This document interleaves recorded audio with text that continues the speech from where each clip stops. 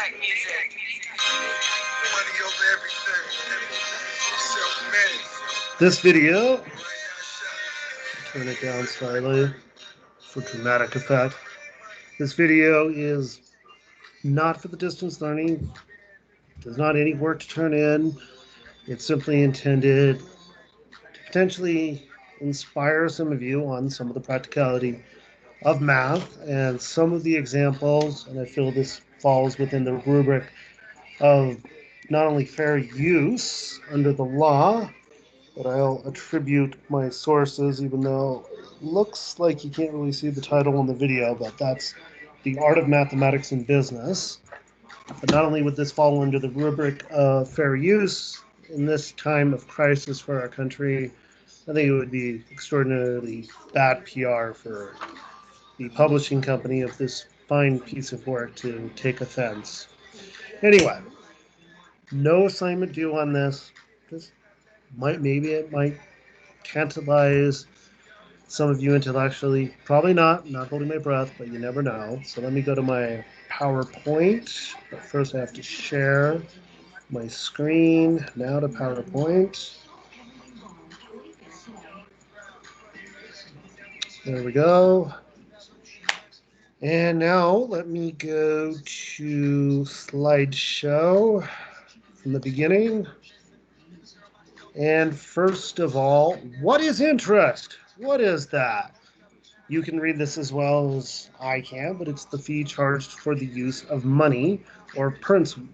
The fee charged for the use of money or principal is called interest. And principal is the word that we use in the vernacular, which is to say the jargon. So, for instance, when I was a kid, if you said you were capping on someone, that meant that you were making fun of them, what you all call putting someone on blast, evidently. I know this because of a combination of you all telling me what stuff means and Urban Dictionary, etc. But there is jargon and words evolve and whatever, and now capping on someone means lying to them. And I'm doing the inverse of capping on y'all by breaking down the truth. As it is, there is a word principle that is the codified, the code, the jargon for the money that you're borrowing or lending. And you could also think of it as a bag of money. Principal plus interest, again, the fee that you're charging for the use of that money, is the amount due. And speaking of which, I shouldn't have the X on this yet. Well, forget there's an X. There's going to be an X on it in a second. But, yeah. Anyway, if you have a business, doesn't matter what kind of business it is, maybe you have a law firm, I don't know.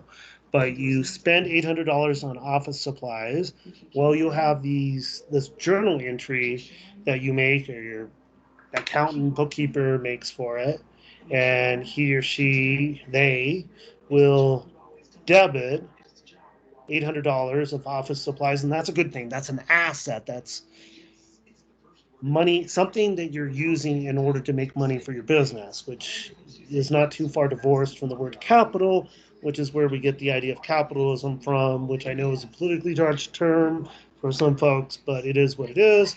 You debited $800 for your office supplies, but then you also credited $800 of cash because that's $800 less you have, and that's a liability. That means that you also have a credit to your cash account. It means you have $800 less, and it's on the liability side of things. Well, in this case, it just means $800 less. Everything's on the asset side. But anyway, whatever you do to one side of the equation, you have to do to the other. And before we explain how that is very much a thing in algebra, finance, or accounting notwithstanding, if you put money in a bank account, it's the same idea, but from the point of view of the bank. Before we draw that out, let's say instead of paying $800 cash for the office supplies, that instead you borrowed $800. Well, then you have office supplies that you're still debiting, but then you're crediting on accounts payable $800 because you owe $800 to buy these office supplies. Same idea. And you could also imagine in more ancient times, in the development of commerce, say you had a certain amount of gold that you wanted to get exchanged for silver. Well, what we would do back then is make sure that the weight was the same. We'd use some scales. And this is also where the concept behind the addition property of equality comes from. So you see if you have 3 pounds on one scale, it equals 3 pounds on the other scale. And if you add 2 pounds to both sides, then it's still going to equal the same thing. And that's the reason why, say you have A equals B, then A plus C equals B plus C, or you have 3x plus 2 equals 12. Well, according to this same principle, you're just going to subtract 2 here, so you can get 3x by itself, and then you whatever you do to this side, whatever you do to this scale, you have to do to this scale. So then you subtract 2 over here. And this is an idea that we can thank actually the people of India for. Just like Arabic numerals, the Arabic people get the credit, so to speak, but the reality is that India is the country where not only the Arabic numerals, i.e. 0, 1, 2, 3, 4, 5, 6, 7, 8, 9 come from, but a lot of concepts in algebra come from like this and the development of algebra itself. Anyway, also the same idea in the world of banking. So if you put $800 in your bank account, well, the bank, if you've ever seen your own bank statement or your parents' bank statement, will credit that. But that is actually, from the bank's point of view, even though it seems like a good thing, I have $800 in my bank account, and it is a good thing. But from the bank's point of view, it means they have an account payable. So they're crediting you $800 and then they're debiting you as you spend money from the bank account, because you now have not only $800, have $20 less in your bank account. If you have 800 and you spend $20, you now have like $780 or whatever. But, well, specifically, yes, you have $780, but they're going to debit that because now they have less of a liability to you, and they're going to debit it. Whatever they do to one side of the journal entry, they have to have a corresponding journal entry for the other side. And then getting back to this idea in banking and finance of how interest works. And right now we're exploring the idea of simple interest, not simple compound interest, which is just a tad bit more complex. But potentially we'll get to that idea in a later video.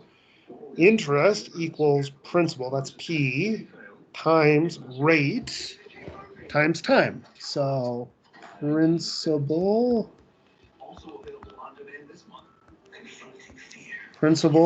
rate, and time. So then we also have, and I'm not sure why S is used. There must be some other term that's escaping the recesses of my memory for M, and so S is used instead, or it could be some Latin term that I'm not aware of, but S for the maturity value is the principal plus the interest. And before we go into that too much, let me go back to the previous slide, or 2 previous slides, where we have a little bit more room. I'll tell you a quick little story. When I was a kid, my mother had a deal with my older sisters that if they didn't have anything less than a B, she would pay them $50 for every A. And when I heard about this deal, I wanted in. So I said, yeah, give me some money. And then I started getting $50. Well, I grew up in Truckee, California, but if you speed, Reno's not that far. Yeah, 30 minutes-ish where we lived in our particular subdivision. And she had a little bit of a gambling problem, so she started borrowing the money from me, and I knew about this concept of interest, so I started charging her interest. And that would mean, for instance, if she paid me $500 and then I borrowed and she borrowed $500 from me, $500 was the principal, and then this is how you'll normally see it in a textbook: $500 times 0.11 or 0.10.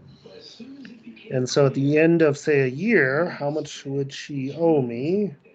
Well, that's the same thing as, get rid of that. If we, as the distributive property, so that's 500 times 1, and then 500 times 0.10, or we could go like this: 500 and well, let's go that 1, and 0.1. Well, 500 times 1 is 500, and 10% of 500, well, we're just moving the point over, actually one spot over. That'd be 100%. Anyway, 1 point over, that's $50. And you add them up, then that's $550.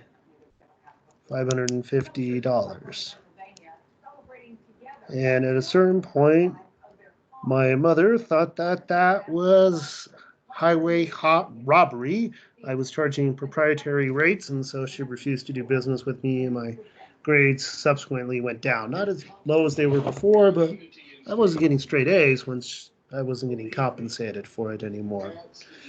So, quick little story on that. Going back to where we left off.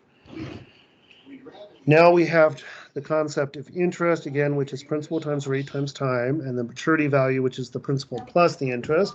Two different examples. Let's say I borrow $10,000 from Hug Bank to be payable in 2 years with an annual interest rate of 10%. Well, first we've got to break down what all the variables are.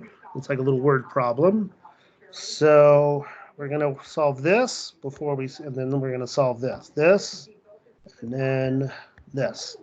Anyway, interest equals the principal. If I borrow $10,000, remember that's the bag of money that you're borrowing or lending. So $10,000 is the principal. Principal equals $10,000. And then from Hug Bank to be payable in 2 years with an annual simple interest rate of 10%. Well, let's see, rate, we know that R equals 0.1, that's 10%.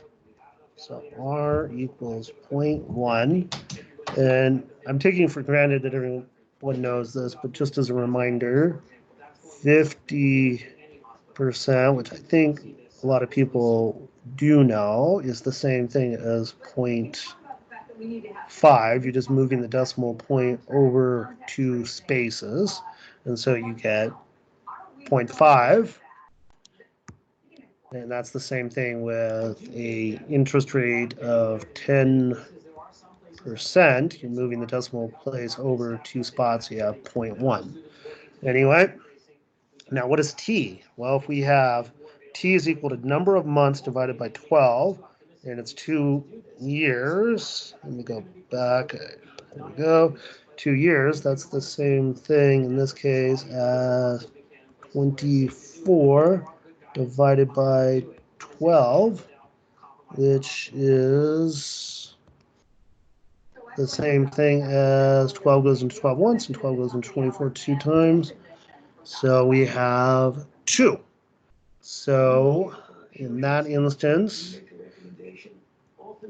we can now put, sorry, someone sent me a text on the phone. I was playing the video or the music in the background on, so I got distracted. I'm a hypocrite. All the times I yelled at you guys for looking at your phone, and there I am. I'm a horrible human being. Sorry. Anyway, that is T equal to 2.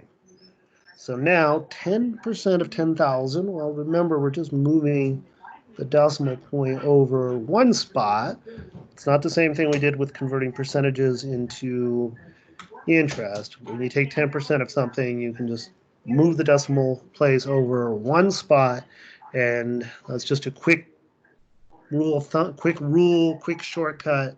So 10% of $10,000 is $1,000. So we can say that rate times time is 1,000, and then the principal, sorry, we can say that principal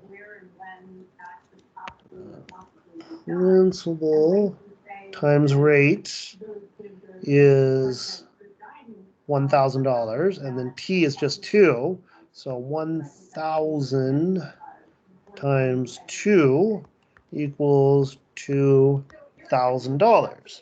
And then, well, let's see. The maturity value, keeps doing that. See, wait to keep your discard. Let me go back to this. Okay. And then from current slide. Okay. This was the maturity value.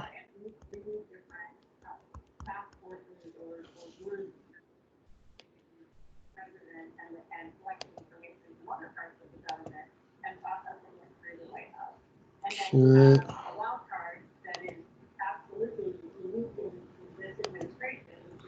Okay, that's the maturity value. Value, V-A-L-U-E, you get the idea. So maturity value is just the principal plus the interest. So that's this interest plus the principal, which was $10,000. So what you have is $2,000 or $12,000. So in that case, you'd have $12,000, which is equal to S, which is equal to principal plus interest. And for some reason I can't erase this, so whatever. Anyway, now I borrow $10,000 from McQueen Bank to be payable in 3 months, again at a simple interest rate of 10%. And again, this is simple interest. Not too many people are going to loan you money at simple interest, but you're not really going to absorb simple compound interest until you first absorb simple interest. So now the main difference here is that T is going to be equal to, let's see, 3 months, number of months divided by 12, which 3 goes into 3 once, 3 goes into 12 4 times. So that's 1/4. Again, 10% of $10,000 is just $1,000. So the principal times the interest, the principal times the rate, principal times the rate is going to be $1,000 once again. Pesky thing, I'm going to say discard. And back to current slide. Okay, my elbow or something keeps, or the side of my arm keeps somehow hitting the mouse pad area on the surface.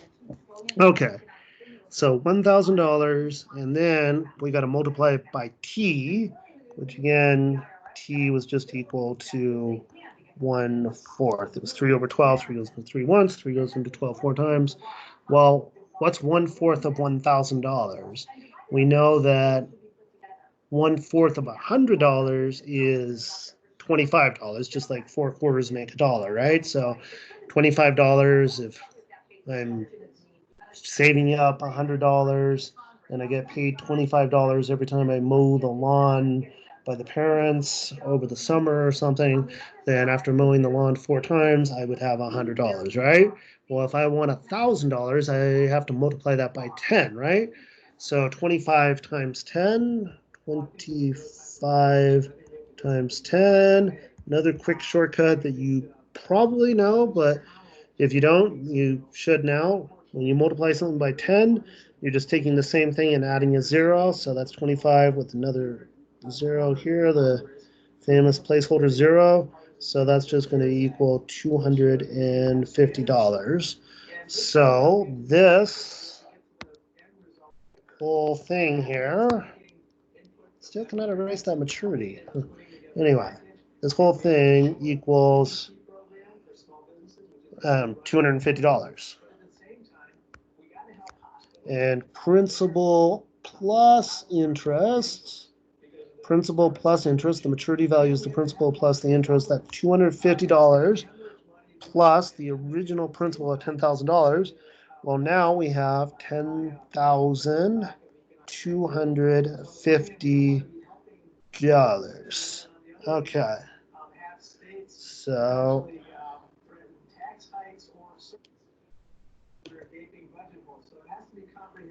we have $10,250 is the answer to the second example. If I borrow $10,000 from McLean Bank to be payable in 3 months, again at a simple interest rate of 10%. This video is longer than it needed to be, but hopefully it gave some value to someone out there.